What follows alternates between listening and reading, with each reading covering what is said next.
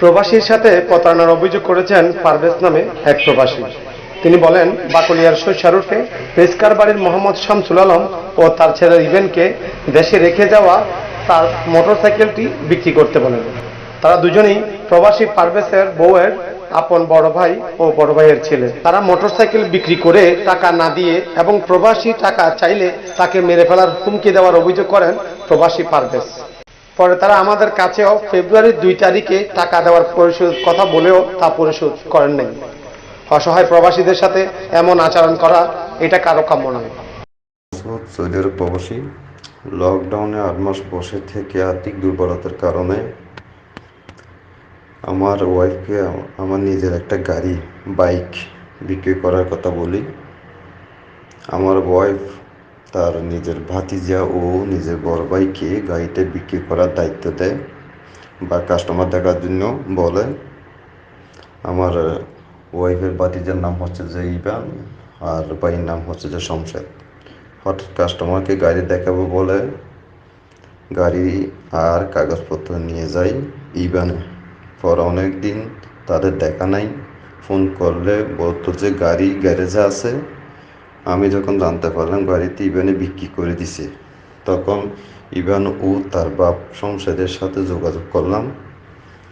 শমশেদ 15 দিনের সময় নিল, বলে যে 15 দিনের ভিতর আমি তোমার টাকা দিয়ে দেব। 15 দিনের জায়গায় 1.5 মাস পার হয়ে গেছে।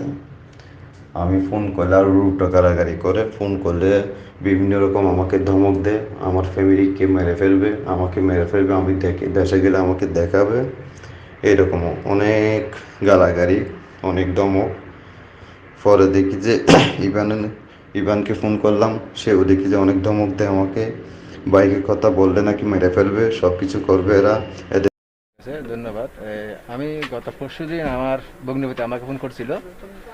ফোনে বলতেছে যে মেজো ভাইকে আমি গাড়ির বিক্রির কথা বলছিলাম, মেজো ভাই গাড়ি বিক্রি করছে, বিক্রি করার পর আমার টাকাও দিচ্ছে না।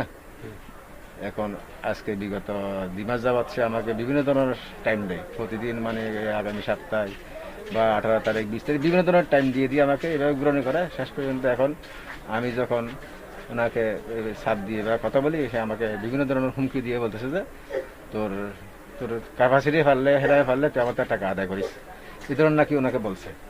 তা আমি এবার ওই টাকাটা ওরা বিক্রি করে তা করছে, আমি শুনছি বিক্রি করছে, সেটা আমি শুনছি। টাকা দেয় না যে সেটা আমার ভগ্নিপতি গত ফসিদি মতো, কিন্তু বাইক বিক্রি হয়েছে আজ থেকে আরো 1.5 মাস আগে। কিন্তু বলার পর আমি ওনাকে বললাম যে আমাকে শেয়ার করলে আজকে তোমার এই ঘটনাটা করতো না। এখন আমার ছোট ভাই, এখন আমি কি বলবো? তোমারও ছোট ভাই, তোমার বড় ভাই, আমার ছোট ভাই।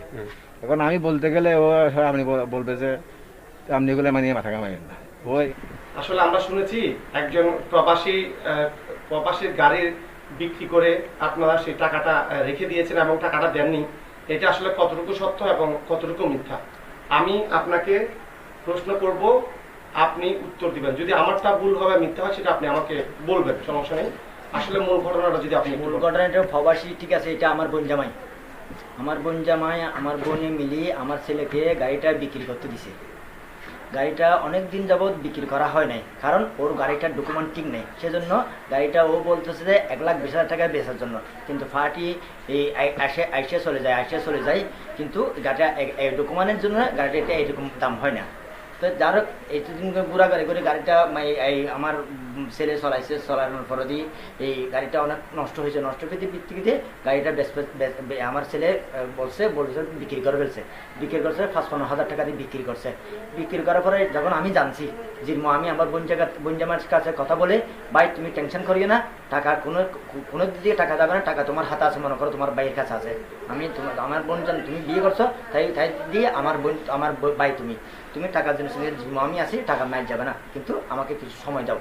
আমি সময় পেতে কিছু টাকা এক জায়গায় লাগাইছি, সেই টাকাগুলো এসে টাইম বরাবর আমি তোমাকে দিয়ে দেবো।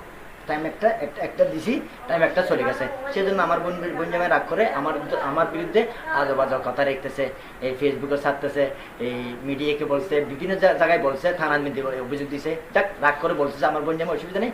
2 তারিখ, কিন্তু 2 তারিখ আমি আমার বোন জামাইকে বলে দিছি 2 তারিখ আমি যার কাছে গাড়ি বেচছে সেইকে নিয়ে ওরা আমার বোন জামাই ডকুন বুঝে দিবে, টাকাটা ওদের কাছে দিয়ে দেবে। এরকম কথাবার্তা হয়েছে।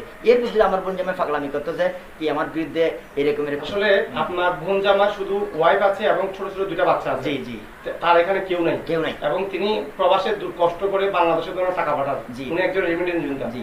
উনাকে এভাবে হয়রানি করা বা ওনার সাথে এভাবে প্রতারণাটা করা বা উনাকে এভাবে ঠকানো, এটা আপনি যুক্তি মনে করেন কিনা একজন অসহায় প্রবাসীকে?